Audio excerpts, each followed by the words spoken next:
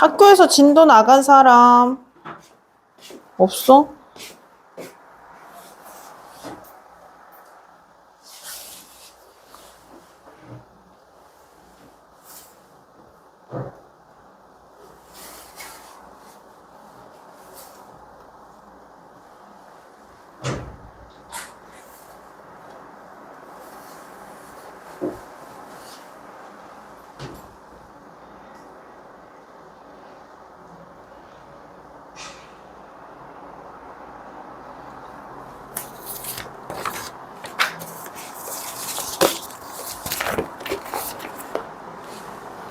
자, 해봅시다. 이번 단원 이름 상황에 맞게 표현하기인데요. 이 단원에서 우리가 주요하게 다뤄볼 문법 내용이 문법 요소라는 거야.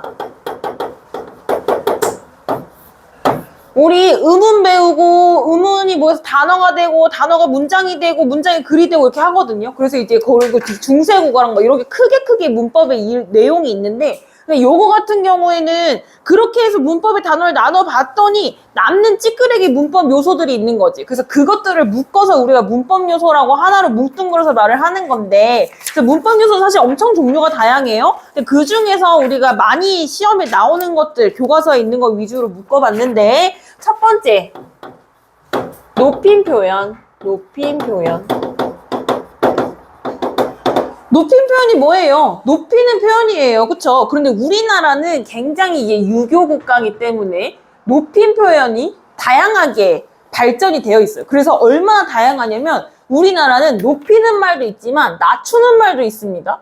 그래서 그런 높임 표현과 관련되어 있는 근데 우린 지금 국어 시간이니까 이 높임 표현이 어떠한 양상으로 언어적으로 어떻게 실현되는지를 보려고 하는 건 거지. 그래서 이제 높임 표현의 개념을 정리해 보시면 높임 표현은 주체, 대상, 청자와 화자와의 관계.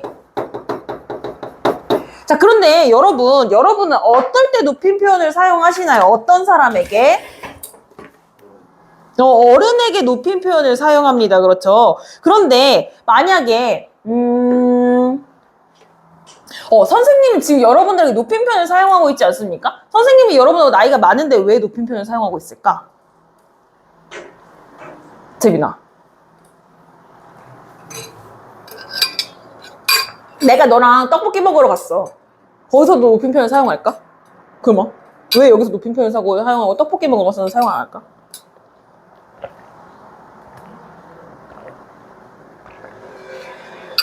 너가 반장 선거에 나갔어. 공약을 발표할 거야. 존댓말 써요? 반말 써요? 반말 써?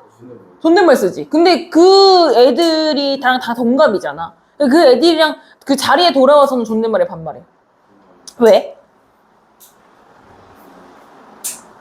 상황이? 다르지. 그거 어떻게 달라요? 존댓말 할 땐 무슨 상황이었어? 다수를 남의 얘기라고 생각하지 말고 뭐 알아? 공식적인 상황이랑 비공식적인 상황인 거야. 알겠어? 지금 수업 대화라는 공식적인 상황이니까 주로 존댓말을 사용하고 개인적으로 장난치거나 뭐 일상 대화하거나 상담하거나 할 때는 반말을 사용하는 거지. 그리고 또 그러면 선생님이 원장님을 처음에 만났어. 원장님이 처음부터 다짜고짜 뭐 그래 잘했어 이렇게 반말했을까? 처음에 존댓말을 썼을 거야. 그치? 근데 그냥 둘이서 대화하는 거잖아요. 그런데 왜 반말 쓰는 근데 이거 적절한 예시가 아니야. 여러분 나중에 대학교 가가지고 소개팅 미팅 하실 거죠? 별 생각 없어요? 대학교를 가야 하겠지만. 자, 그러면은 이제 소개팅 미팅을 했어요. 처음 만났어요. 처음 동갑이에요. 처음부터 반말할 거야? 처음에는 존댓말할 거야? 반말할 거야? 동훈아, 소개팅녀를 만났어. 반말할 거야? 존댓말할 거야? 존댓말 거 안녕하세요. 혹시 나이가 어떻게 되세요? 동갑이시네요. 뭐 이렇게 하면서 취미가 어떻게 되세요? 막 이렇게 얘기할 거 아니야. 왜? 나이도 똑같고 상황도 공식적인 상황이 아닌데 왜?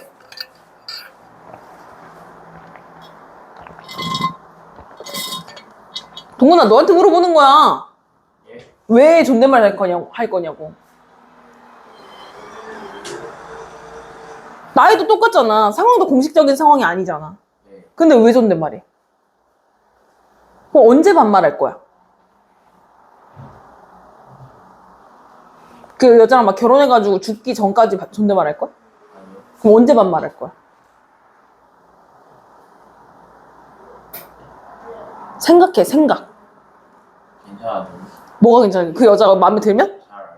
그래, 그게 뭐야? 친해지면 반말한다라는 거야. 무슨 얘기인지 아시겠죠? 방금 얘기했던 이 세 가지 요인이 그 존댓말, 높임 표현을 사용하는 원인이거든요. 첫 번째는 뭐야? 가장 기본적으로 상하관계, 나이의 그 우열. 그리고 두 번째는 공식적인 상황, 비공식적인 상황, 상황에 따라. 그리고 세 번째는 친하고 먼 사이, 친소관계라고 하거든요. 그거에 따라서 높임 표현을 사용하는 거지. 그래서 이게 저기 상하, 친소, 공식, 비공식에 따라 높임과 낮춤의 의미를 나타내는 표현이에요.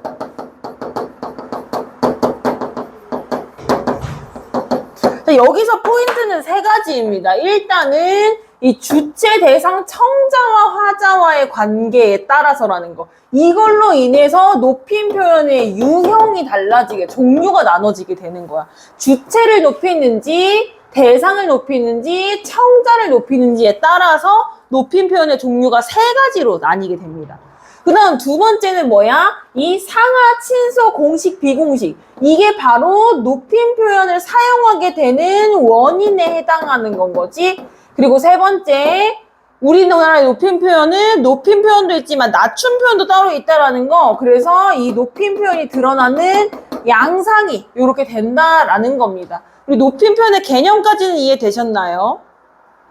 끄덕끄덕 도리도리 빨리 해야지. 시간 지쳐져. 이거 됐어. 됐어요. 자, 그래서 우리 그러면은 이거를 그림으로 그려보자면 이게 무슨 말인지 설명을 해드릴게요. 자, 말하는 사람이 있어요. 말하는 사람 화자예요. 그쵸? 듣는 사람이 있어요. 듣는 사람은 청자예요.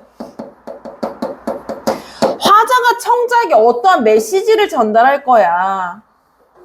이 메시지는 문장의 형태로 전달이 되겠지. 이 문장은 아마 주어, 목적어, 서술어를 갖추고 있는 구성일 거야. 또는 목적어 또는 부사어나 이제 목적어나 부사어 그리고 서술어를 갖추고 있는 구성일 거야. 자, 그러면 이때 이것들과 화자와의 관계라고 했으니까 중심은 화자야. 그쵸? 화자를 중심으로 화자가 이야기하는 메시지의 주어가 높임의 대상일 때, 그러니까 이 주어를 높여야 될 때 요거 주체를 높이는 거죠. 그래서 이제 주체를 높이는 거를 주체 높임법이라고 하는 거야. 그리고 화자가 청자에게 전달하는 메시지에 목적어나 부사어를 높여야 할 때는 객체 높임법이라고 하는 거야. 얘들아, 이거는 우리 방학 때도 안 해보고 처음 중학교 때도 안 해본 거라 가지고 어렵거든요. 그래서 이해 안 되면 천천히 해달라고 다시 설명해달라고 하고 질문하고 이렇게 해야 돼. 알겠지? 자, 그 다음에 이 메시지랑 상관없이 듣는 사람을 높여야 될 때가 있어. 여러분들이 선생님한테 선생님 오늘 아침 뭐 먹었어? 이렇게 물어봐요? 안 물어봐요? 안 물어봐요. 뭐라고 물어봐요? 식사하셨어요? 라고 물어봐. 왜? 듣는 사람을 높이기 위해서. 이해되시죠? 그래서 이 듣는 사람을 높이는 높임 표현을 상대 높임법이라고 합니다. 그래서 우리 높임 표현의 종류가 이렇게 세 가지로 나눠지게 되는 거예요. 여기까지 됐나요? 천천히 해도 되니까 완전히 이해하고 넘어간다는 마음으로. 됐어? 강의 됐어? 수? 요거? 요거 주어. 주어, 목적어, 부사어, 서술어. 동물이 됐어? 적어요? 다 적어. 다. 한 글자도 빼놓지 말고. 재빈이 됐어? 오케이. 자, 그래서 우리 첫 번째 주체 높임법부터 배워볼 겁니다.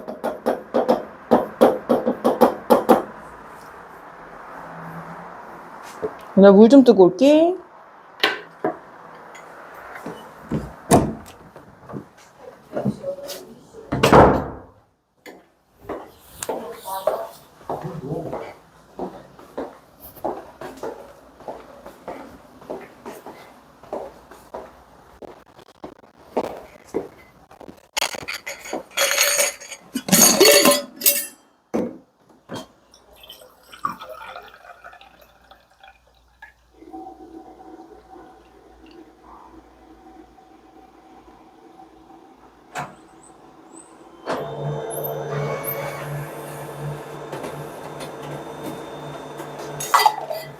그냥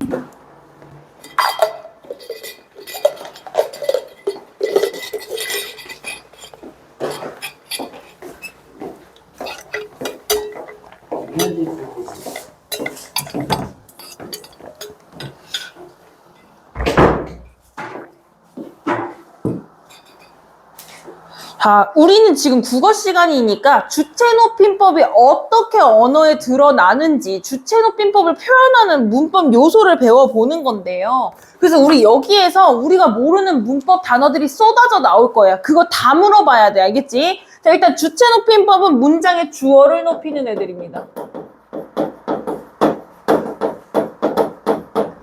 예를 들면 국어 선생이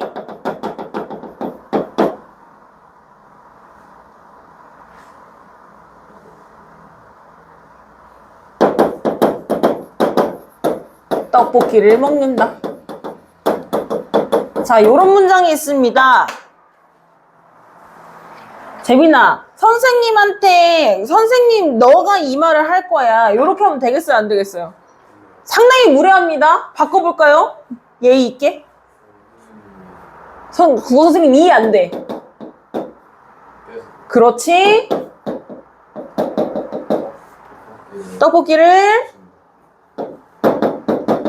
드신다로 갑니다. 자, 요렇게 바꾼 이유는 높임 표현을 사용하기 위해서야. 그쵸? 그러면 요런 님께서 드시다 요런 것들이 이제 높임 표현과 관련된 말일 거예요. 이런 것들 우리 문법적으로 뭐라고 하는지 정리해 볼 거야. 자, 우리 첫 번째는 뭐냐면요. 접사, 조사, 선어말 어미, 특수어휘 요렇게 주체높임법을 표현하는 종류가 4가지입니다. 접사는 뭐냐면 우리 이제부터 문법 용어 나오는 건 따로 정리할 거예요. 접사 어근에부터 말의 뜻을 제한하거나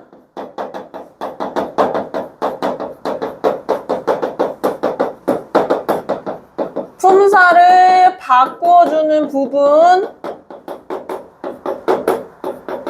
어근 알아요? 어근 알아요? 몰라요? 빨리 대답해. 모르지? 자, 어근 단어에서 중심 의미를 가지는 부분. 자, 예를 들면 사과라는 단어가 있습니다. 동근아, 사과는 어근일까 접사일까? 어근. 그렇지, 중심 의미를 가지고 있죠? 그러면 이 사과라는 어근에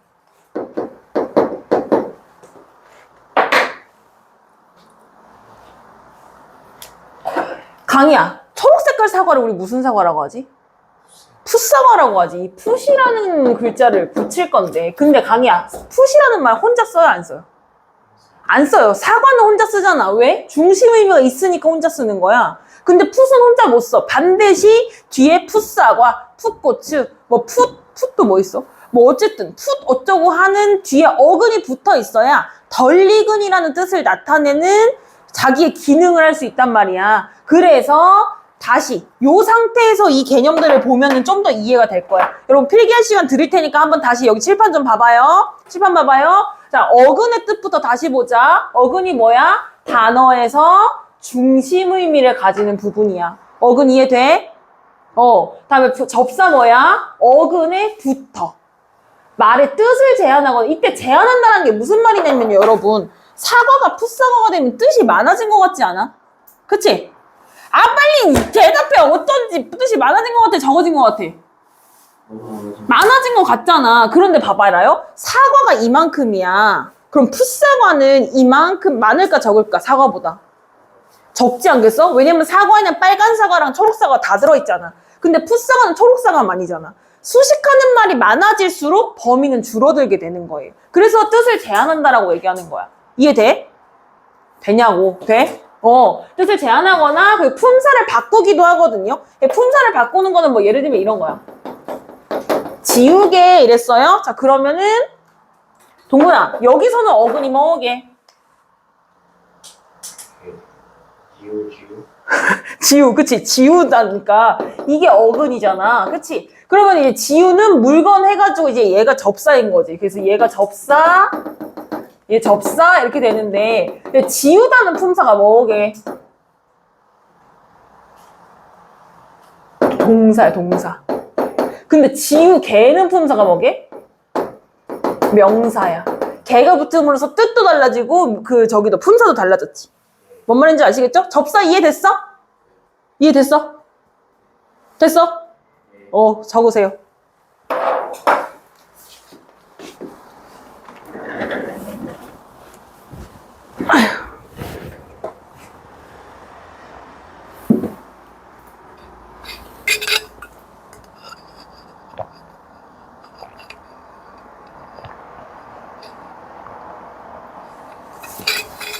아, 중요한 건 안 했다.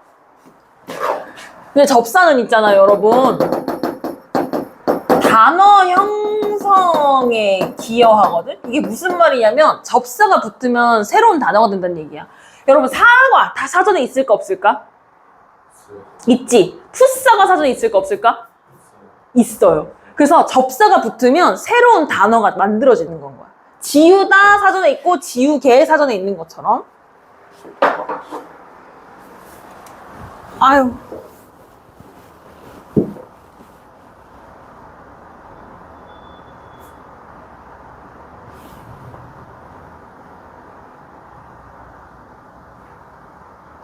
쓰면서 또 이해 안 되는 거 있으면 물어보세요. 이거 진짜 어려우니까.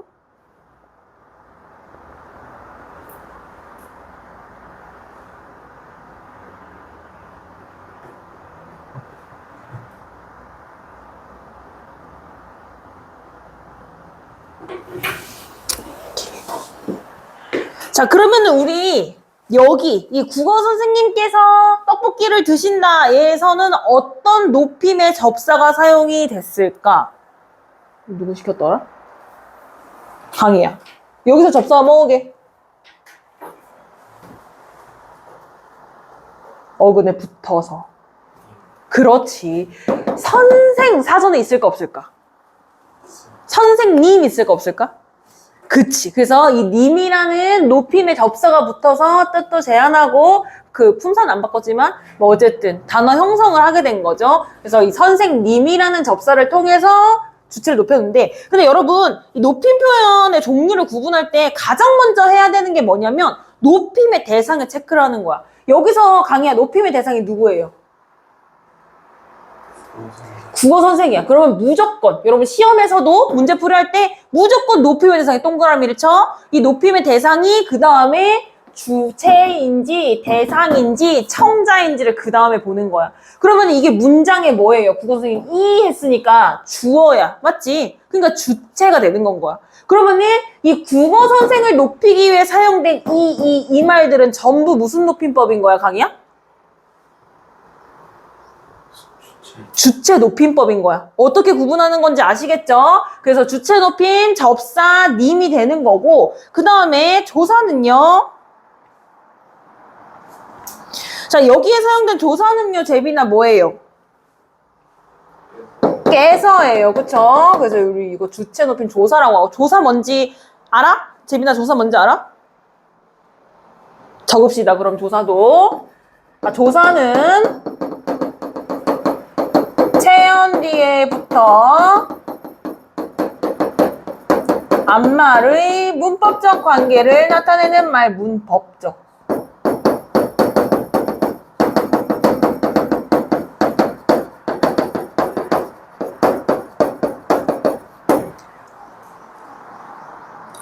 동훈아, 체연 뭔지 알아? 네. 체연이 뭔지 알아? 체연이요. 들어보겠는데 확실히 기억이 안 나요? 명사, 대명사, 수사를 체연이라고 합니다. 우리가 보통 단어라고 하는 것들이 체연이에요. 즉 이런 국어 선생이라는 명사 뒤에 붙은 이, 깨서 이런 애들이 조사라는 거지. 그래서 접사와의 차이가 뭐야? 얘는 단어를 새로 만들까 안 만들까, 동근아? 그렇지. 국어 선생께서라는 단어 사전에 없잖아. 그치? 선생님이라는 건 단어 그 사전에 있지만요.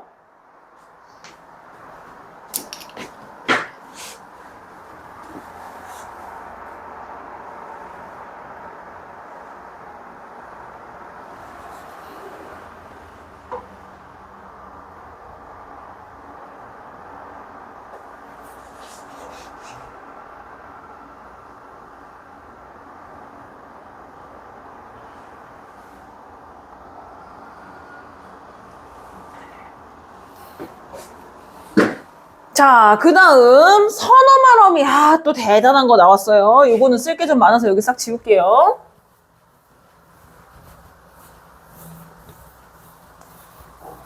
단어 저 새로 안 만들었어. 단어? 조사. 조사. 단어 얘는 안 만들어.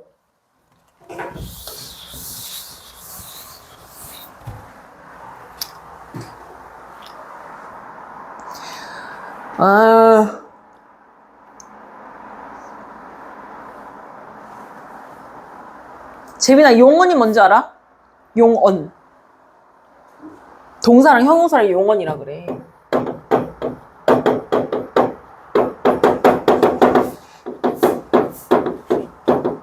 근데 얘네를 왜 용언이라고 하냐면 활용하는 말이라서 그렇거든요. 이 활용하는 말이랄 때 활용이 무슨 뜻이냐면 어미가 변화하는 걸 활용이라고 그래. 용어는 그래서 어떻게 구성이 되어 있냐면 어간 플러스 어미로 구성이 되어 있거든요. 어간이 뭐냐면 용언에서 중심 의미를 가지는 부분이야. 어미는 뭐냐면 어간에부터 문법적 의미를 나타내는 부분이야. 얘도 단어 안 만들어. 단어를 만드는 애는 접사밖에 없어. 자, 그러면 이제 어간과 어미가 어떻게 만들어져 있는지 예시를 한번 보면은, 자, 먹다. 용언이죠. 먹다를 다양하게 활용시켜 볼까, 강의야? 활용? 어미를 변화시켜 볼까? 어디까지가 어간인 것 같아요? 그치. 먹이 어간이고 다가 어미야. 그럼 어미를 다양하게 바꿔볼까? 먹다, 먹. 그치. 먹는, 먹고, 먹으니, 뭐저저저저 굉장히 많이 바뀌겠죠. 요렇게 바뀌는 과정을, 활용이라고 하고, 그리고 이렇게 활용할 때 어간은 강의야. 바뀌어요, 안 바뀌어요? 안 바뀌어. 그래서 어간이랑 어미 구분할 때 어떻게 하시면 되냐면 기본형은 뭐뭐 다야. 뭐뭐 다에 다 앞에 오는 말이 어간이라고 생각하면 돼. 어간은 안 바뀌어. 그래서 우리 이 부분을 어간이라고 하고, 이 간이 그 줄기 간자거든요. 그래서 말의 줄기가 되는 부분이라서 어간이야. 중요한 부분이라. 그리고 이거는 말의 뒤에 있죠. 동물로 따지면 꼬리 부분에 있잖아. 그래서 어미라고 하는 건 거야. 어미가 뭔지 알겠어요? 알겠어? 자, 근데 우리가 지금 하고 싶은 거는 이 어미라는 게 아니라 선어말 어미가 뭔지 알려고 하는 거라서 어미의 종류를 지금부터 볼 겁니다. 어미는 당연히 어간 뒤에 오는 거니까 단어의 뒤에 올 거라고 생각을 해요. 대부분이 그렇습니다. 그래서 어미는 어말 어미와 선어말 어미로 나눠져. 어말 어미는 무슨 뜻이냐면 어느 말은 끝. 즉 뭐야? 말 끝에 오는 어미라는 뜻이야. 어떻게 보면 당연해 보이는데 선어말 어미라는 게 있단 말이지. 무슨 얘기야? 어말 어미보다 앞에 오는 어미라는 거야. 그러니까 선어말 어미는 쉽게 얘기하면 뭐겠어? 선어말 어미 앞에는 뭐가 올까? 동근아, 그러면. 그럼 쉽게 생각해봐봐. 어미 앞에는 뭐가 온다 했지? 얘 어미가 앞에요? 어간이. 어간이 온다 했지. 근데 말 끝에 오는 어미를 뭐라 한다고?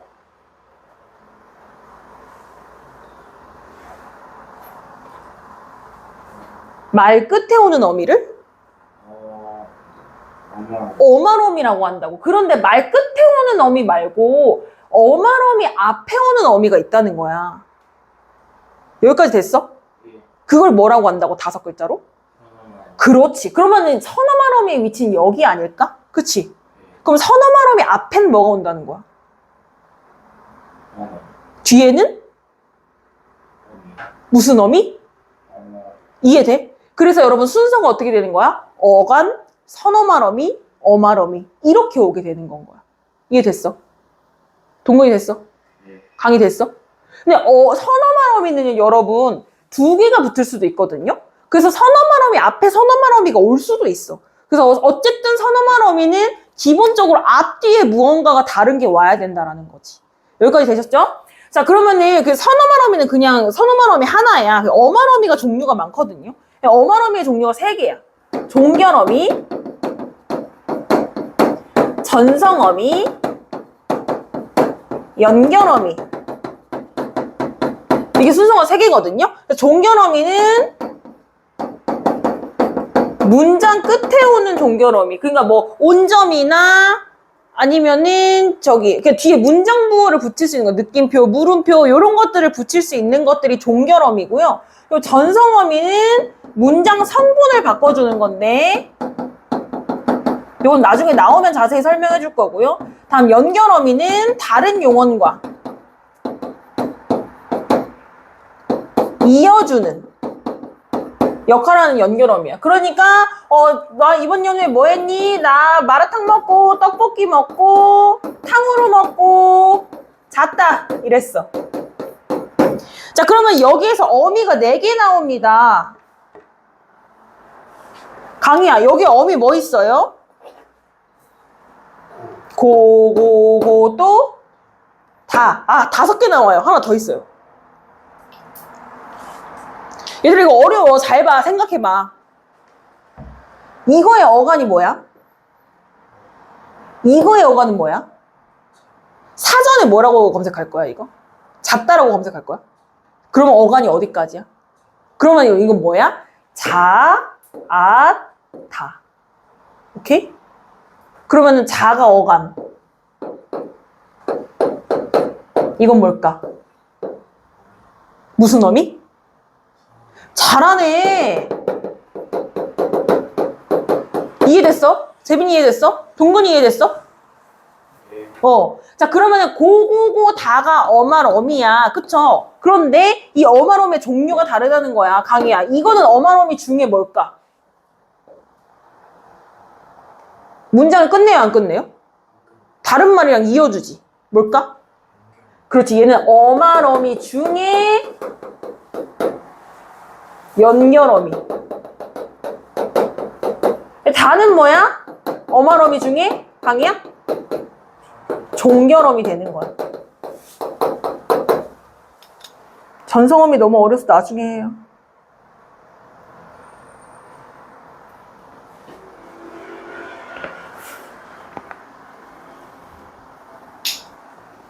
동근아 다 써, 다. 팔 아파? 네? 팔 아파? 네. 나는 얼마나 아프겠니? 기다리게 그랬어요. 이겼어요? 네. 잘했네. 근데 뭐 그러니까 내 말을 들으면서 써야 뭐라고 하는지를 알지. 못 산다, 진짜. 다른 거 보면 그래서 잘했어. 그래서 1등한만 있어, 체육대회? 누구? 진짜? 어제 뭐 애들 막 반티 입고 오던데. 채웠겠네.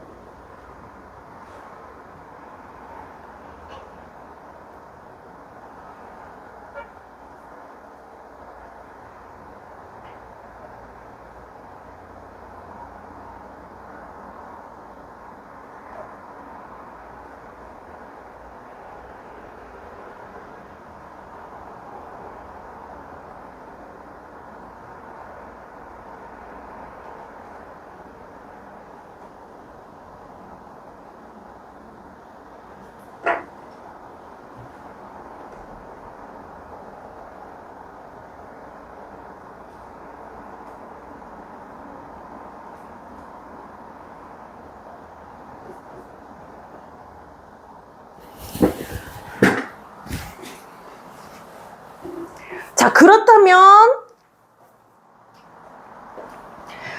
재빈아, 여기에서 선어말어미는 뭘까? 응? 는? 는 어디? 는 어디 있어? 이걸 없앴잖아. 그래서 여기에는 선어말어미가 없고요. 예를 들면 이런 거야. 국어 선생님께서 떡볶이를 드시고 학원에 가신다 이랬어요. 가신다. 자, 여기서는 높임의 의미를 나타내는 선어말어미가 뭘까? 그럼 재빈아?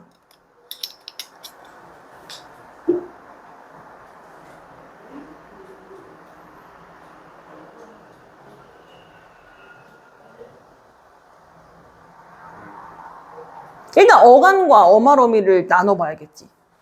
어간이 뭐야? 가시. 가시? 가시다? 가시다 사전에 있을까? 이거는 어떻게 생각해보면 되냐면 가시다에서 시를 빼봐. 그럼 가다. 가다 사전에 있을까? 예. 있지. 그럼 가가 어간인 거야. 그치? 그리고 그 다음에 다는 어말어미죠? 그러면 신이 선어말어밀까 생각을 해봤을 때 가시다 돼 안 돼? 간다 돼 안 돼? 그러면 얘는 같은 거야 나눠줘야 되는 거야? 하나야 두 개야? 이해됐어? 그러니까 얘는 뭐야? 가시, 니은, 다 여기 합쳐지는 거야. 아시겠죠? 여기서 높임의 의미, 주체 높임을 나타내는 선어말어미는 뭘까? 그럼 재빈아, 가시다가 높은 거야? 간다가 높은 거야? 그치. 그러면 뭐가 여기서 주체 높임 선어말어미인 거야? 이해되시죠? 선어말어미는 시 이렇게 써주시면 되는데, 근데 얘는 앞뒤에 이걸 다 이음표를 다 넣어줘야 돼. 왜? 앞에는 어간, 뒤에는 어말어미가 와야 되는 거니까.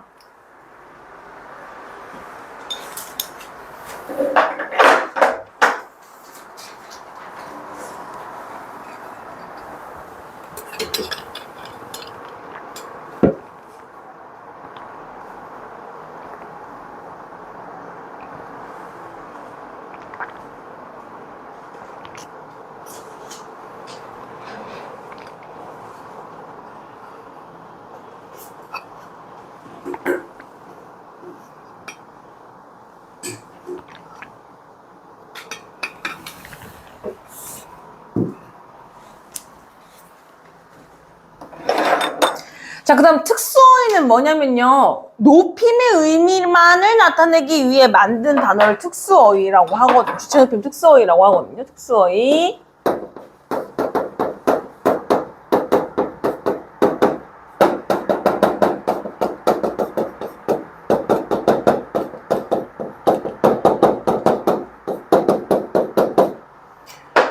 이 언어라는 게요, 굉장히 효율성을 추구하는 그 수단이거든요. 그래서 단어를 하나 새롭게 만든다라는 건 진짜 엄청난 일이야. 그런데 우리나라가 정말 꼰대의 나라여가지고, 꼰대의 나라, 이게 높임, 저 예의를 존중하는 나라여가지고 높임 표현이 굉장히 발달해 있는 나라거든요. 그래서 높임의 의미를 나타내기 위해서 새로 단어를 만들어낼 정도야. 우리나라가 얼마나 높임에 진심인지 아시겠죠? 그래서 주체 높임을 나타내는 특수어휘는 뭐냐면요, 여러분, 선생님이 떡볶이를 먹는다 안 된다며, 드신다라며요. 그쵸? 근데 여러분, 먹다랑 드시다의 차이가 뭐야? 의미 차이가 있어요, 없어요? 없잖아, 그치? 무슨 차이만 있어? 높임의 의미 차이만 있고 단어의 뜻은 차이가 없단 말이야. 이 얘기는 뭐야? 드시다가 주체 높임, 먹는 행위를 하는 주체를 높이기 위해서 새롭게 만들어낸 단어라는 거야. 특수어휘 드시다. 여러분, 선생님이 그러면 안 되겠지만 선생님이 나중에 언젠가는 죽게 되잖아요. 그러면 그때 강의가 이제 친구들한테 선생님의 부고 소식을 전할 거야. 야, 국어 선생님 죽었대! 하면 돼, 안 돼? 뭐라고 해? 돌아가시다라고 얘기해야 돼. 그치? 왜 선생님 죽었다는데 웃는 거야? 돌아가시다. 근데 봐봐라. 선생님이 길이 공사 중이어서 그 다른 길로 돌아가셨어. 그때도 주체 높임 특수어예요, 강의야? 그때는 무슨 뜻이야? 우회하다라는 뜻이지. 그러니까 우회하다라는 돌아가에 주체 높임 선어 말어미 시를 붙인 건 거야. 이해돼? 그런데 여기에 돌아가시다는 무슨 뜻일 때만 죽다일 때만. 그래서 여러분 시험에서 자주 나와. 돌아가시다에 밑줄 쳐놓고서 이거 주체 높임 특수어이다 라고 얘기하면은 그냥 무지성으로 이렇게 외운 애들은 이거 특수어에 오케이 이렇게 한단 말이지. 그런데 그 문장이 우회하다라는 뜻의 돌아가시다였어? 그러면 특수어이 아니게 되는 건 거야. 어떻게 구분해야 되는지 아시겠죠? 그러면은 여러분 여기에서 선생님 하나 더 물어볼게. 동근아, 그럼 돌아가시다의 시는 우리 주체 높임 선어 말어미 시 남았지? 예. 땡이야. 왜냐면 그럼 드시다의 시는 주체 높임 선어 말어미 시다. 맞아? 이걸 빼봐라. 드다라는 말이 있어 없어? 그럼 얘는 어미가 아니야. 왜? 아까 어미는 단어 만든다 했어 안 만든다 했어? 안 만든다 했잖아. 그치? 그러니까 얘는 어미가 아니라 뭐야? 여기까지가 어간인 거야. 드시까지가. 왜? 얘 활용해봐. 드시다, 드시고, 드시니, 드셔서. 여기 변해요 안 변해요? 안 변하잖아. 여기까지가 어간이란 얘기야. 이해되지? 여기서는 근데 시를 빼면 돌아가다가 되지 않아? 그러면 요거는 어미 아니야? 선어말어미 아니야? 동근아? 여기서 시를 빼면 죽다라는 의미가 남아있어 안 남아있어? 그러니까 이거는 뭐야? 죽다라는 의미의 돌아가시다는 여기까지가 어간인 거야. 이해됐어? 이거 진짜 어려운 건데. 강의 이해됐어? 이해됐어? 됐다고 거짓말 치고 나중에 가서 틀리면은 진짜 가만 안 둬. 똑같은 소리 또 하게 하지 말고 지금 하게 해. 진짜 됐지? 자, 여기까지가 이제 주체 높임법입니다. 그래서 우리 요것들을 다 여기다 주체 높임을 붙여주면 얘네의 공식 명칭이 되는 거야. 주체 높임 접사님, 주체 높임 조사께서, 주체 높임 선어 말어미 시, 주체 높임 특수어의 드시다, 돌아가시다. 요렇게. 여기까지 질문 있는 사람 없어요. 자, 그러면 두 번째 객체 높임법으로 가도록 할게요.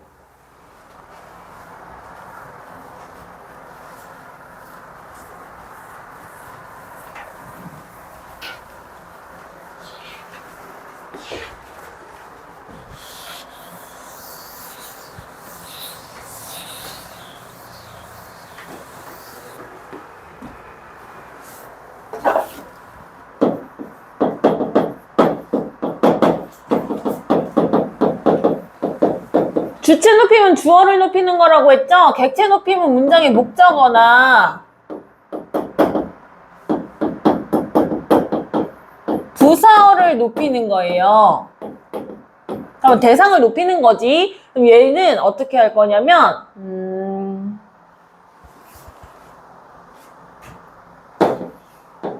국어 선생한테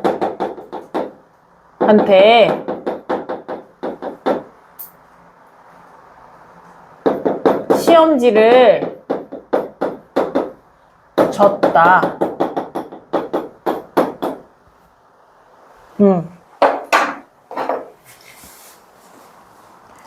자, 이거 내가 얘기해 볼 거예요. 재민아, 예의 바르게 바꿔볼까?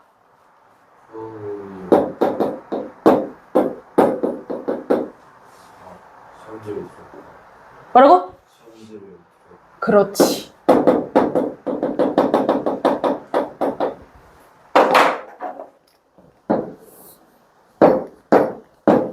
객체 높임 접사, 객체 높임 조사, 객체 높임 선어 말어미, 객체 높임 특수어의.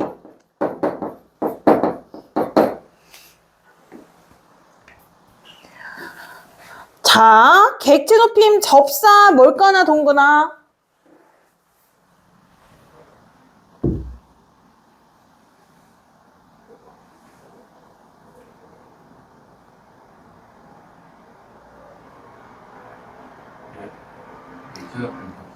예.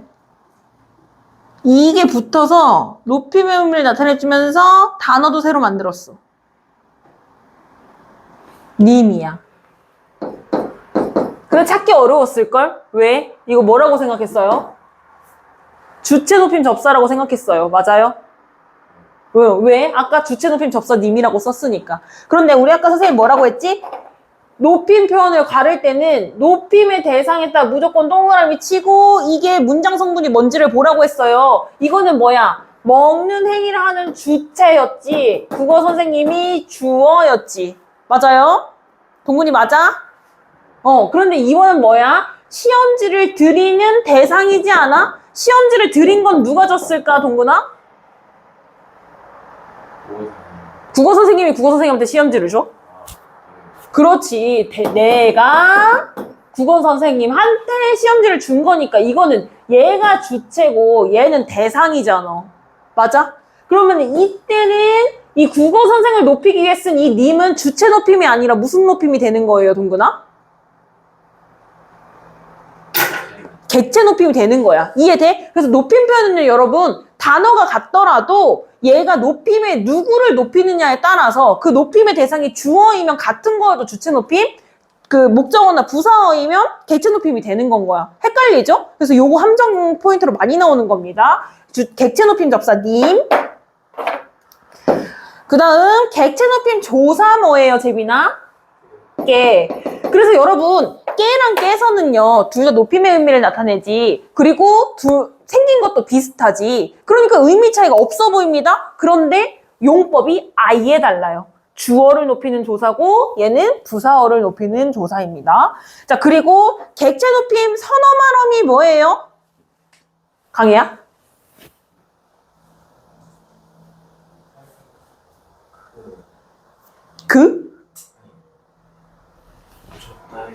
여기서 뭔가를 보고 있어? 그치, 들었다의 기본형이 뭘까? 사전에 뭐라고 검색하실 거예요? 그치, 들이다야. 들이다의 선어말음이 있어, 없어? 없어. 그러면 들이다는 선어말음이가 아니라 뭐예요? 특수어휘야. 그치? 그러면은 만약에 국어 선생님한테 시험지를 드리러 갔다 했어. 드리러 갔다. 자, 여기 객체 높임 선어 말하면 붙여 안 붙여? 뭐 붙일 거야? 없지 않아? 그치? 그래서 여러분 객체 높임 선어 말어미는 없어. 근데 없는데 왜 썼을까? 요거 우리 2학기 때 중세국어 할 거거든요. 중세국어에는 객체 높임 선어 말어미가 있어. 여러분 교회 다니는 사람 있어? 교회에 다니면은 기도할 때 그러잖아. 이번 시험 정말 잘 보게 해주시옵고 이러잖아요. 그때 이 객체 높임 선어말을 중세국어 때 객체 높임 선어말어미가 우리나라의 예스러운 말투로 남아있는 건 거야. 그래서 현대국어에는 객체 높임 선어말어미가 없다. 근데 이제 중세국어는 있다라는 거 나중에 중세국어 배울 때 할 거고, 혹시 모르지 니네 선생님들이 또 안 가르쳐주고서는 막 중세국어 있다 이렇게 낼지도. 자, 그 특수어휘 볼 거예요. 그 객체 높임은 그래서 상당히 심플하지. 선어말어미가 없으니까. 특수어휘 들이다고, 그리고 선생님이 이제 너네가 시험을 너무 못 봐가지고 열받아가지고 선생님이 그냥 수업 안 한다고 뛰쳐나가버렸어. 그래가지고 이제 동근이가 강희한테 그러는 거야. 선생님 데리고 와. 이렇게. 데리고 와라고 하면 돼요? 안 돼요, 동근아? 안 돼요. 뭐라고 해야 될까? 선생님? 무례한 녀석. 데리고 가는 안 돼요. 강희야. 뭐라고 해야 될까? 너도 무례한 녀석이니? 데리고 오냐? 너네 가서 예를 들면 이거 가서 애들 조용히 하라 그래. 선생님이 이랬어. 그러면 가가지고 니네 뭐라고 아니야. 선생님이 여기 가서 이제 강의 보고 강의 오라고 해. 이렇게 동근이한테 얘기했어. 동근아 강의한테 뭐라고 할래? 선생님이 너 오래라고 하지. 근데 이거 진짜 많이 틀려. 오래 이거 맞을까 틀릴까? 높임 표현? 틀려요? 그러면 어떻게 바꿔야 될까? 다 답을 얘기해봐.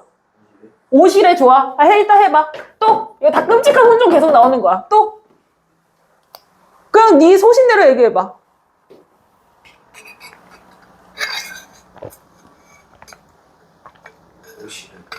오시래 좋아. 재민이는? 그러니까 올해는 너무 틀리지 않았어?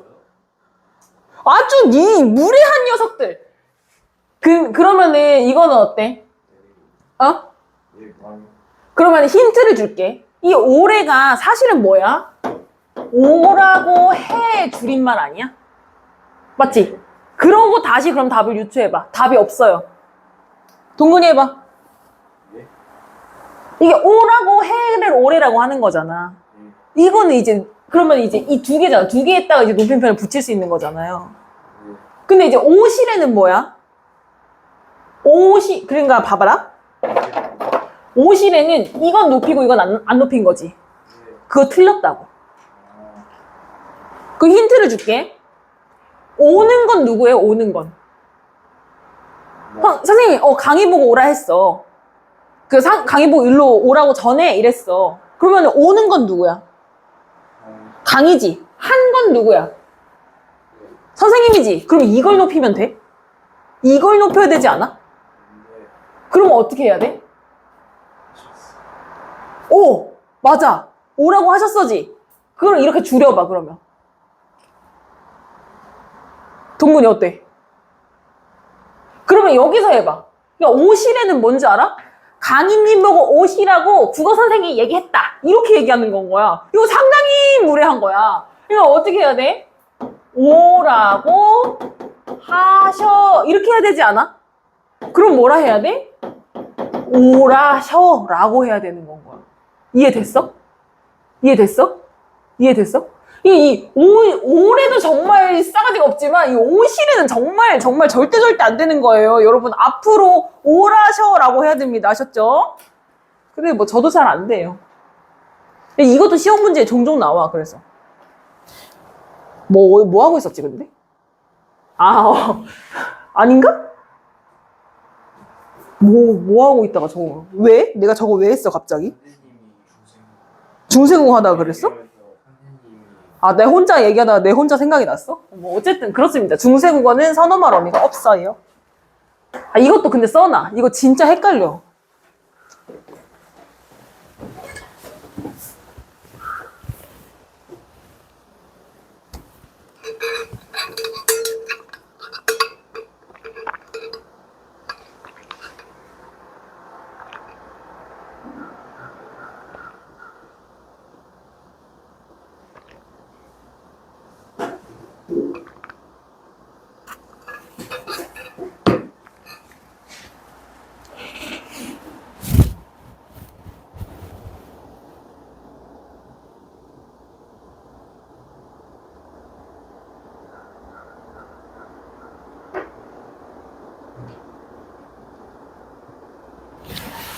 자, 그 다음 상대 높임법 갈게요.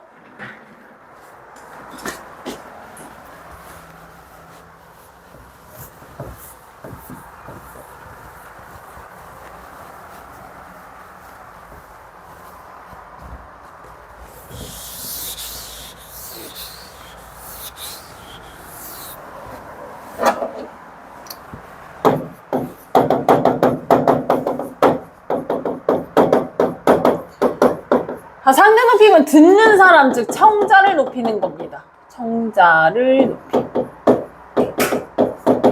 근데 우리 지금까지는 주체 높임, 객체 높임이 실현되는 양상들이 다양했잖아요. 그런데 상대 높임은요, 여러분, 종결어미에 의해 실현돼요. 우리 아까 종결어미 배웠죠? 문장을 끝내는 어미가 종결어미잖아. 그러니까 그 앞에 오는 말들은 하나도 상관없어. 그냥 맨 마지막 말만 하면 그걸로 상대 높임이 되는 건데, 그런데 우리 처음에 높임 표현할 때 선생님이 뭐라고 했었냐면, 우리나라는 높임도 있지만 낮춤의 의미를 나타내는 말도 있다고 했었죠. 와, 근데 얘들아, 어쩐지 내가 뭐 부족하다 했어. 이거 하다 말았어. 자주 나오는 특수어에 하고 갈게요. 맞아. 데리고와 하다가 그랬다. 데리고와. 그래서 선생님을 데리고가 아니라 어떻게 해야 돼, 선생님을? 물론 내가 굉장히 젊어 보이니까 잘 높임 표현이 안 나올 수도 있겠지만, 그럼 원장님을 데리고 와. 모시고 와. 얘들아, 진짜, 너네 한번 돌아봐봐. 너네 평소 언어 생활을.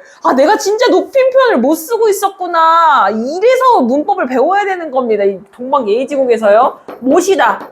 지금 오게 하는 거죠. 그리고 선생님이 먹는 밥, 오케이, 선생님은 근데 젊으니까 원장님으로 하죠. 원장님이 드시는 밥, 원장님 밥을 드신다고 하면 될까, 안 될까? 뭐라고 할까? 밥을 뭐라고 높이겠어? 진지야, 그치? 원장님, 올해 나이가 어떻게 되세요? 하면 안 돼요. 동훈아, 뭐가 어떻게 되세요?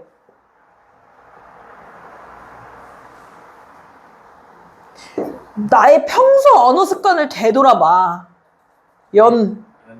그래, 연세가 어떻게 되세요? 이런다고. 그런데 연세보다 조금 더 나이를 높이는 말이 있습니다. 춘추라는 말 들어봤어요, 여러분? 이게 여러분 교복에도 춘추복이 있잖아. 그 춘추가 봄, 가을이란 뜻이잖아요. 요것도 그 뜻이거든. 근데 왜 춘추가 나이를 나타내는 말이 됐냐면 어르신들은 봄, 가을을 얼마나 많이 겪었겠어. 그쵸? 그러니까 올해 춘추가 어떻게 되세요? 라는 말은 봄, 가을을 얼마나 겪으셨어요? 라는 말이에요. 그래서 이거 다 나이를 뜻하는 말입니다. 그런데 그러면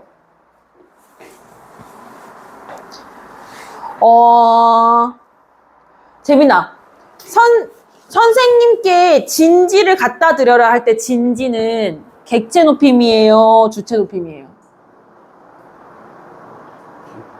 객체 높임이에요. 그럼 선생님께서 진지를 잡수신다 할 때 진지는? 너는 잘 생각해봐.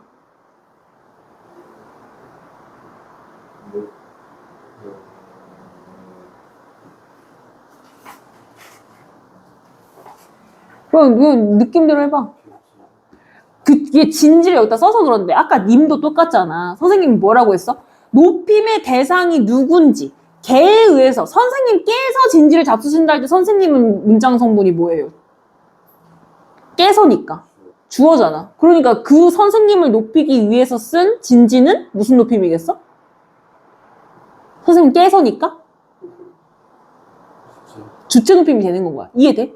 아까 님도요. 이 님을 붙이는 게 주어면은 주체 높임이고 저기면 부사어면은 객체 높임이었잖아. 이런 명사들도 마찬가지야. 이 명사들에 걸리는 높임의 대상이 주어면 주체 높임 특수어가 되는 거고 아니면은 이제 부사어나 목적어면 객체 높임이 되는 건데 이 단어 자체는 객체 높임 특수어라고 한다. 이해되시죠?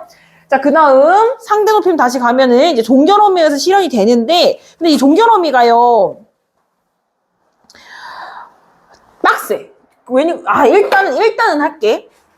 종결어미가 엄청 종류가 많아요. 그래가지고 우리가 저기를 하나 명칭을 통일되게 만들기 위해서 하다를 높이면 어떻게 될까로 해봤어. 그래서 일단 상대 높임법은 두 가지로 나눠집니다. 공식적인 상황과 비공식적인 상황으로 나눠져요. 공식적인 상황에서 쓰는 높임, 상대 높임 표현을 격식체라고 하고 비공식적인 상황에서 쓰는 상대 높임 표현을 비격식체라고 합니다. 격식, 공식적이라는 말이에요. 격식체 종류 4가지고 비격식체 종류 2가지예요. 일단 격식체는요. 격식체에서 가장 높은 것과 가장 낮은 것은 군대와 같이 위계서열이 명확한 곳에서 쓰는 말투라고 생각하면 돼. 자, 그러면은 우리 기본형은 이제부터 하다로 한다고 했어요. 자, 그러면은 이제 여러분들도 군대를 가실 거예요. 군대 가면 이등병이 되겠지? 그럼 이등병이 이제 대장에게, 장군에게 무언가를 하라고 요구할 때 뭐라고 하겠어? 대장님, 이거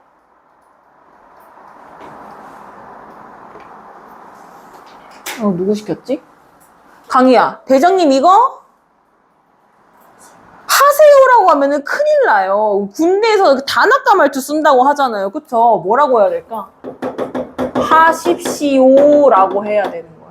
이해돼? 하세요는 편한 사이에서 쓰는 존댓말인 거예요. 자, 그 하십시오체라고 하고 이거 너무 길잖아요. 그래서 국어 명칭으로 뭐라고 해요? 합쇼체라고 합니다.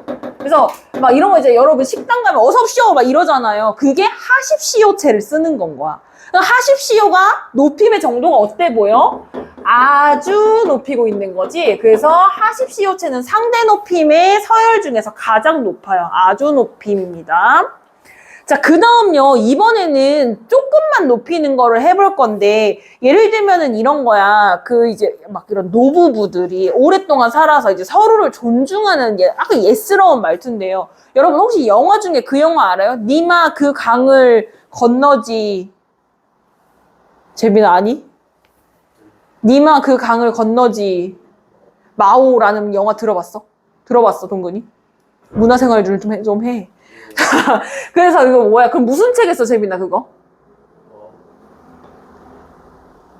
하오 책이지. 하오 책 높임의 의미 있죠? 그런데 하십시오보다는 조금 덜 높이는 것 같죠? 그래서 얘는 예사 높임. 우리 예사 소리 할 때 예사가 무슨 뜻인지 했잖아. 평범하다라는 뜻이죠. 평범하게 높인다 또는 보통 높임 이렇게 이야기합니다.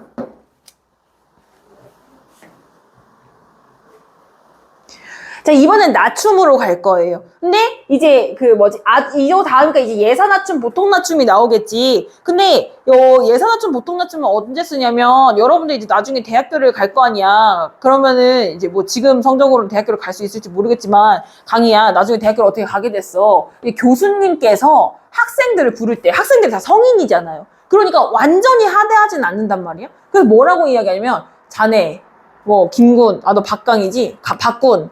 레포트, 어서, 제출, 하. 오, 잘하는데. 대학교 갈 수 있겠는데. 하계체입니다. 존중하는 느낌은 있지만 반말이에요. 그쵸? 요거 예사, 보통, 낮춤입니다. 자, 군대를 갔어요. 그래서 이제 대장님이 이등병에게 지시하는 상황입니다. 동근아. 대장님이, 김이병, 빨리. 땅굴 이거 뭐 시킬 거야. 뭐라고 시켜? 이거 빨리 해. 에? 대장님이 너한테 시킬 거라고. 뭐라고 시킬까? 이거? 그치, 해라라고 시키겠지. 해라체입니다. 아주 낮춤이에요. 자, 그러니까 우리 여기서 뭘 봐야 되는 거예요? 이 종결 어미들. 십시오, 오, 개, 라 요것들이 붙으면 요 체들이다라는 거지. 다음 비격식체는 쉬워요. 종류 두 가지밖에 없어요. 편안한 상황에서 쓰는 거예요. 우리 편안하잖아, 그치? 그럼 강희야, 지금 편안한 상황에서 강희가 선생님한테 존댓말 쓸 거예요. 무슨 체 사용하실 거예요?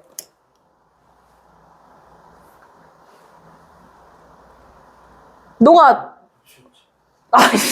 너 나랑 지금 그 격식 차린 그런 상황이니? 뭐라고 얘기해? 선생님 오늘 수업 합니까? 네가 언제 그래? 해요 이러잖아. 해요체 이러잖아. 그러니까 비격식체 편한 상황에서 쓰는 존댓말은 해요예요. 그쵸? 요거는 어느 상황이나 두루두루 쓸 수 있는 말이라고 해서 두루높임이라고 합니다. 선생님은 뭐라 그래요, 재빈아? 너네들한테? 네. 그렇지. 뭐 그만 떠들고 공부해, 숙제해. 뭐 이렇게 하잖아요. 그쵸? 해체입니다. 요거 두루 낮춤입니다.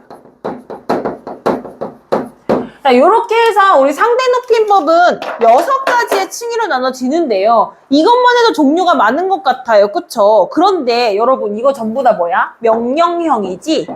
근데 우리 문장은 어때? 평서형도 있고 의문형도 있고 청유형도 있고 감탄형도 있어요. 그것마다 종류 어미가 다 달라요. 그쵸? 그리고 그것들마다 어미가 한 개씩만 있는 것도 아니에요. 그러면 지금 뭐야 벌써? 명령형에다가 명령, 청유, 감탄, 의문, 평서 5개 했다가 종류 6개니까 이것만 해도 6, 3, 30이잖아? 근데 거기에 어미가 여러 개 있는 것도 있잖아? 근데 이거를 가지고 문제가 나온다는 거지. 이거는 뭐 두루높임이다, 예사 낮춤이다, 막 이런 식으로. 그래서 여러분들이 그 표를 외우셔야 되는데요. 그 표까지 시험 본다고 하면 여러분들이 뇌절에 올 것 같아가지고 이제 여러분들은 그 시험, 백지 시험까지는 보지 않을 건데 시험에 나올 수도 있으니까 외우셔야 돼요. 그걸 지금 드릴게요. 잠시만요.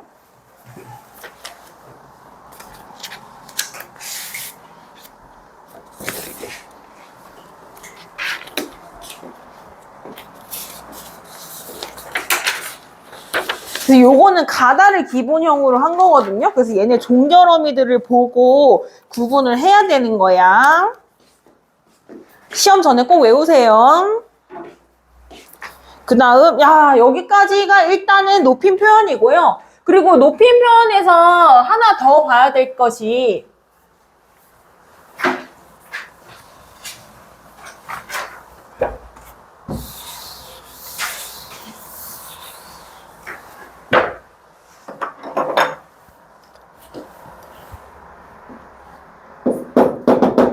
압존법이라고 하는 게 있거든요. 압존법은 뭐냐면 높임의 대상이 두 명일 때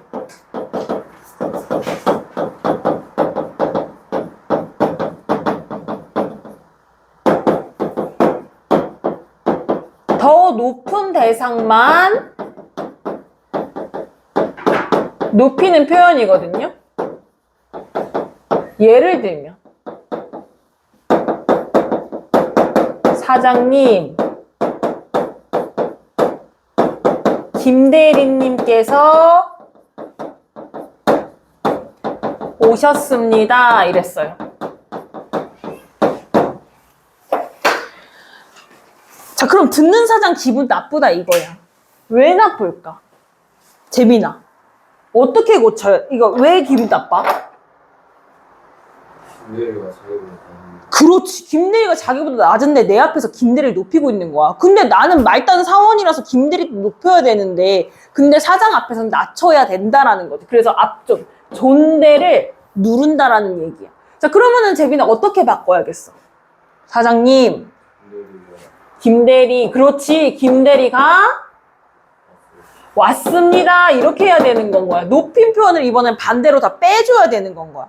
그런데 그러면은 이제 이런 거지.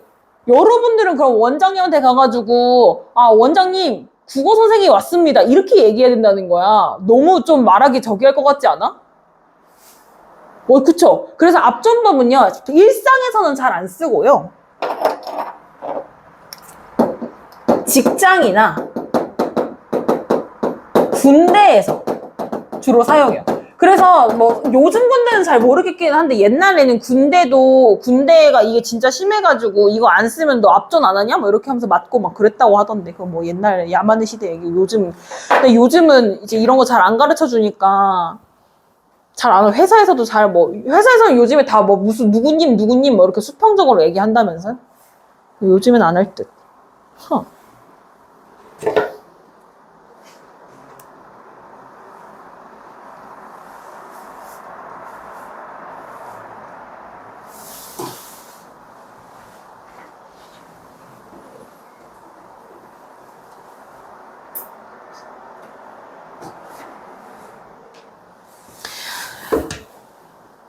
자, 그 다음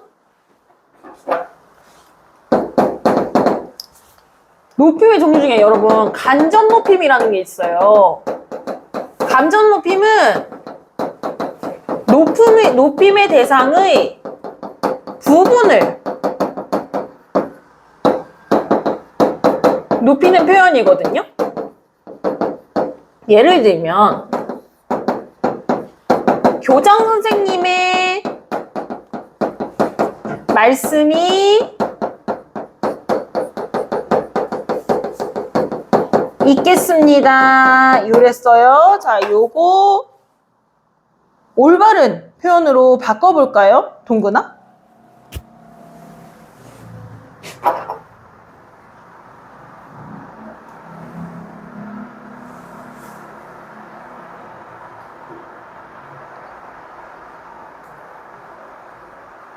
교장 선생님께서 뭐예요? 아니야, 여긴 괜찮아. 여기. 괜찮아 보여요? 바꿀 게 없어 보여요? 근데 이거 봐봐. 높임의 대상의 부분을 높이는 거라 했잖아. 간접 높임. 그러니까 왜 동근이가 망설였냐면 말씀을 높이는 느낌이야. 말씀은 높이는 게 아닌데. 그치? 근데 이거 누구의 말씀?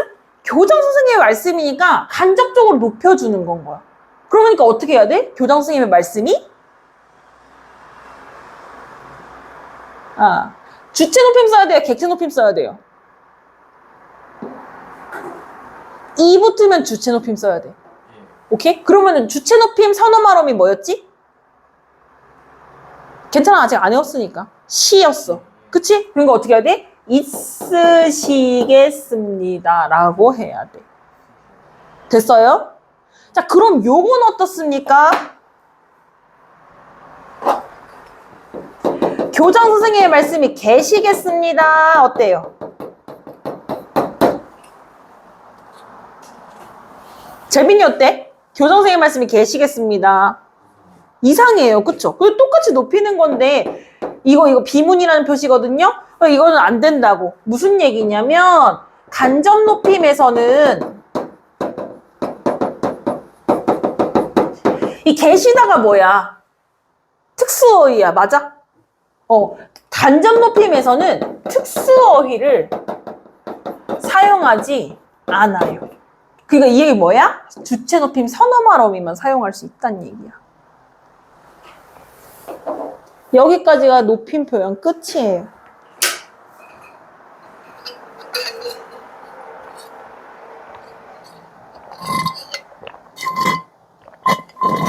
나 물 좀 떠옴.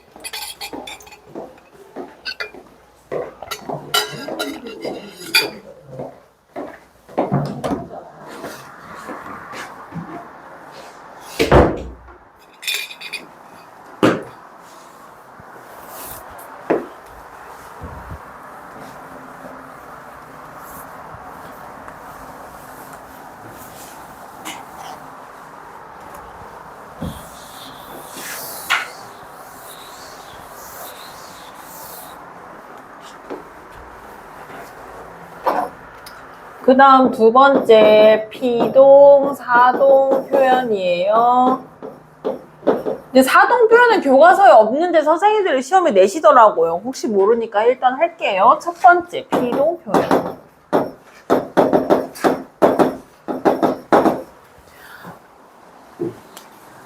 피동 표현 주체가 대상으로부터 우리 이거 영어에서 배워서 다들 익숙해 하시던데 영어의 수동태랑 같은 의미거든요. 주체가 대상으로부터 어떤 동작을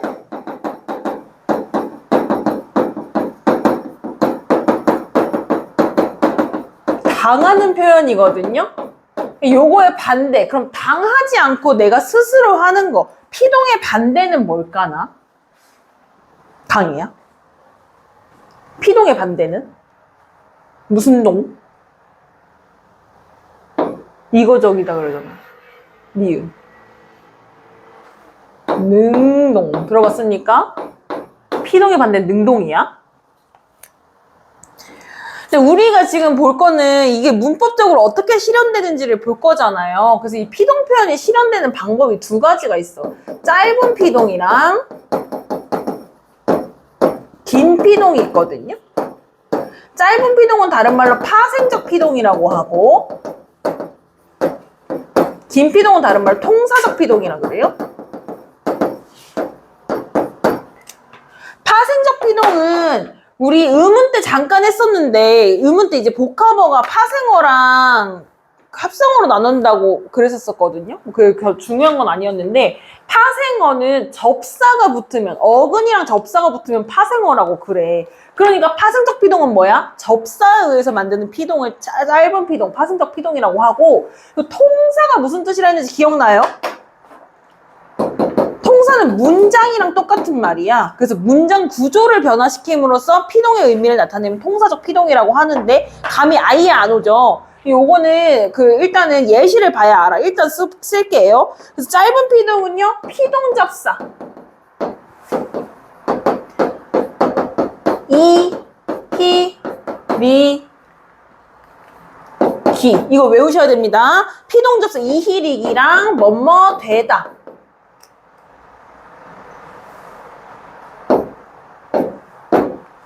를 통해 실현되는 거.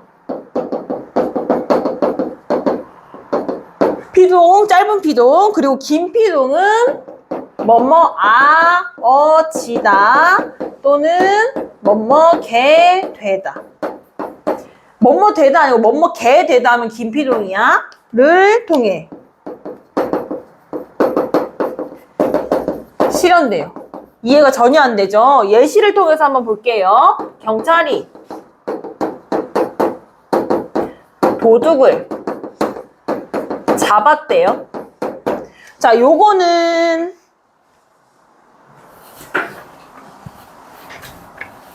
재민아, 능동이에요, 피동이에요?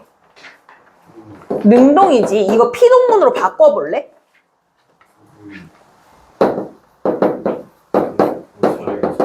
그렇지.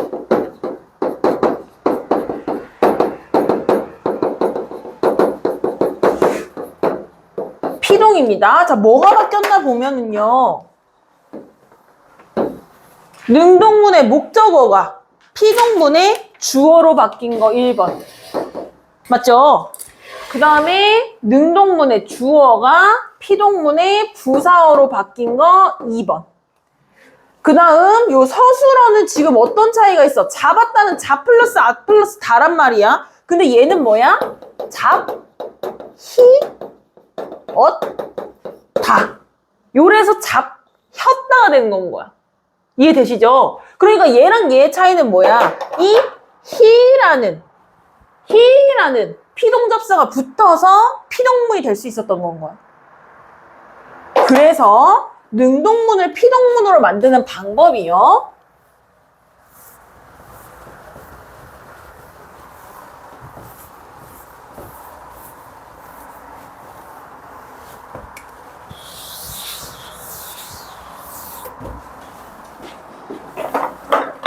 요거 빨간 동그라미 쓰고 이거 네모로 해야겠다. 미안요. 요거 3번. 자, 첫 번째 네모. 능동문의 목적어가 피동문의 주어가 되고, 그리고 능동문의 주어는 피동문의 부사어가 되고, 그리고 능동사의 능동문의 서술어라고 해야지 안 헷갈리겠다.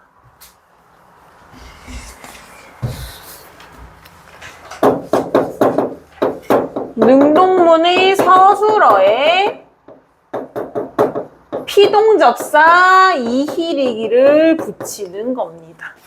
자, 여기까지 천천히 쓰시고 한번 슥 읽어보면서 이해 안 되는 거 물어보세요. 이거 처음 배우는 거여서 어렵습니다.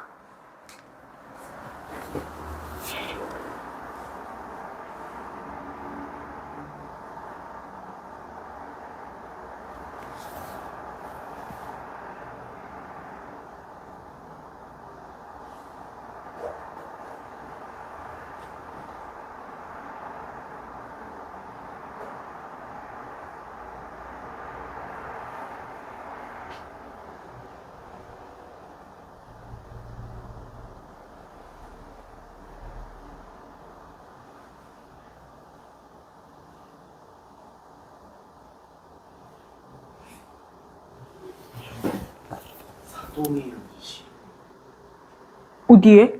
피동. 피동. 아, 사동.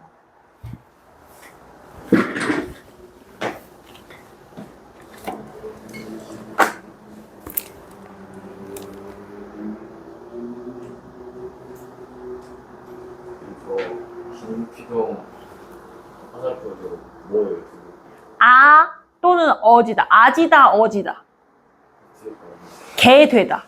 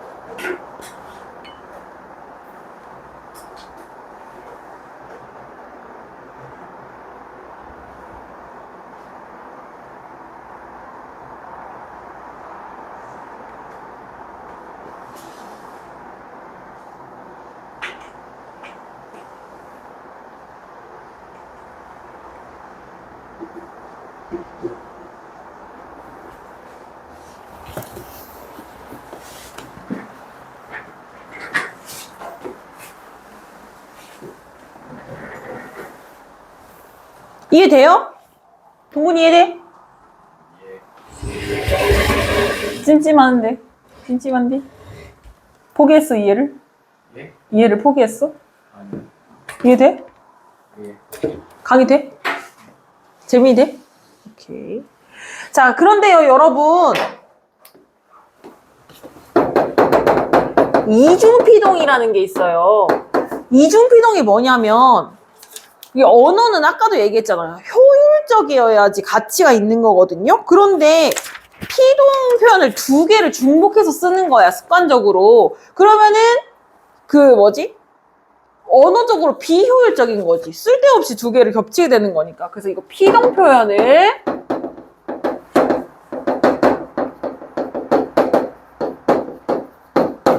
중복으로 사용하는 잘못된 표현이거든요. 예를 들면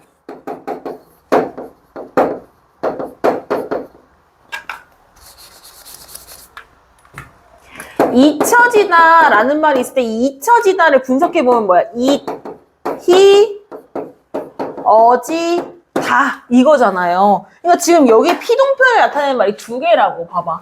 히랑 어지다 이렇게 두 개잖아. 그쵸? 그러니까 이 두 개 다 쓸 필요 없잖아. 하나만 남겨놓는 거야. 둘 중에 하나를 없애는 거야. 그래서 어떻게 하는 거야? 잊히다 또는 잊어지다 이렇게 둘 중에 하나만 해야 되는 거야. 잊혀지다는 틀린 말이라는 거야. 이런 걸 이중피동이라고 합니다. 이중피동 쓰인 말 틀린 거 골라내는 것도 문제로 잘 나와요.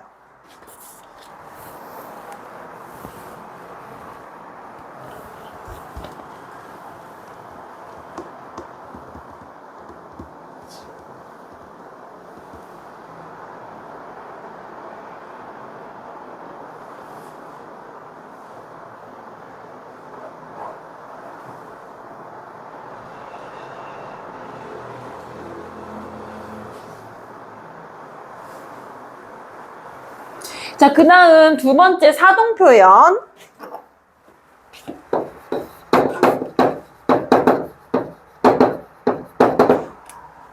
주체가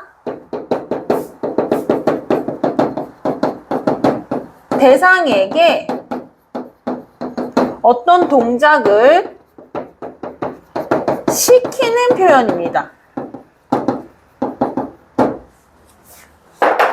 피동은 당하는 거였죠. 사동은 시키는 거예요. 자, 그러면은 근데 얘네 반대말이 좀 웃겨요. 피동은 당하지 않아서 능동이었지. 근데 사동은 시키지 않아서 내가 하는 거야. 결국에 반대말은 그냥 내가 스스로 하는 거예요. 근데 이 시키지 않고 내가 한다라는 의미의 그 사동의 반대말은 주동이라고 해. 내 주동적으로 한다. 그리고 얘는 당하지 않고 능동적으로 한다라고 해요. 근데 반의어가 그렇게 중요한 거는 아니고 그냥 뭐 이렇게 이야기를 한다. 이 사동표현을 나타내는 양상, 드러내는 양상이 두 가지가 있겠죠. 짧은 사동이랑 긴 사동이 있습니다.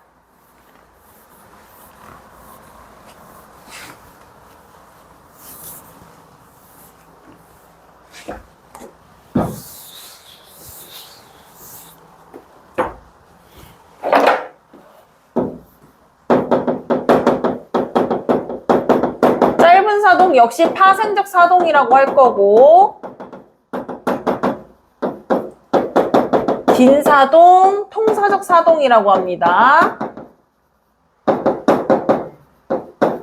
짧은 사동은 사동접사.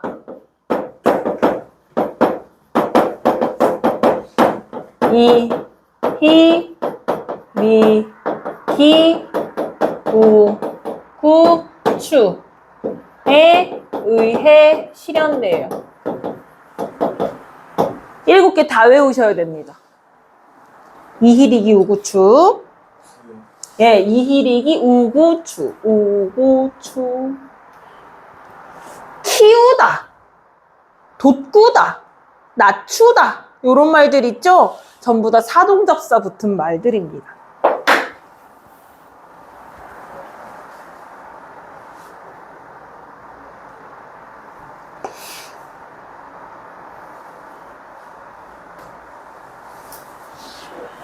자, 그 다음에 긴사동은요, 요거 이제 통사구조를 바꾸는 거지, 멋먹게 하다. 이거 멋먹게 되다잖아. 멋먹게 하다, 먹게 하다, 요런 거 붙이면 이제 긴사동, 통사적 사동이 됩니다. 를 통해 실현. 자, 얘도 문장을 하나 만들어 보겠습니다. 누구 시킬까?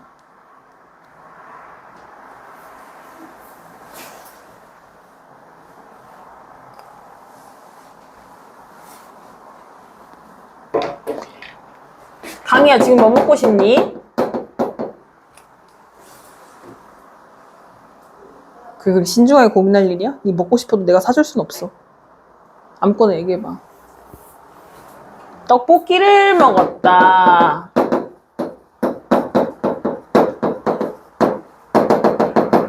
자, 이건 강희가 스스로 먹은 겁니다. 그죠? 주동문이에요. 이거 사동문으로 바꿔볼까, 강희야?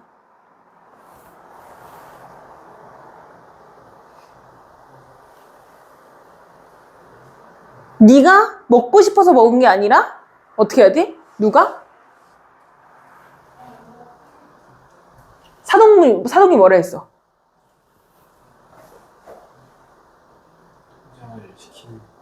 그러니까 먹게 시켜야 되는 거야. 그러면은 너에게 떡볶이를 먹게 시키는 새로운 주체가 나와야 되지 않겠어? 그걸 선생님이라고 하자고. 그러면은 뭐라고 해야 될까? 그렇지. 우리 그럼 높임 표현 배웠으니까 선생님께서 바로 떡볶이를 나오면 안 되지. 누구? 강희? 에게 해야 되지 않아? 떡볶이를 먹으라고 했다 너무 기니까 세 글자로 해봐. 먹였다. 돼? 그러면 선생님이 강희에게 떡볶이를 먹게 시키게 되는 거지. 이게 사동문이 되는 겁니다. 자, 오늘 여기까지 하고 다음 시간에 요거 주동문, 사동문 바꾸는 것부터 할게요. 복습 틈틈이 해놔라. 어려우니까.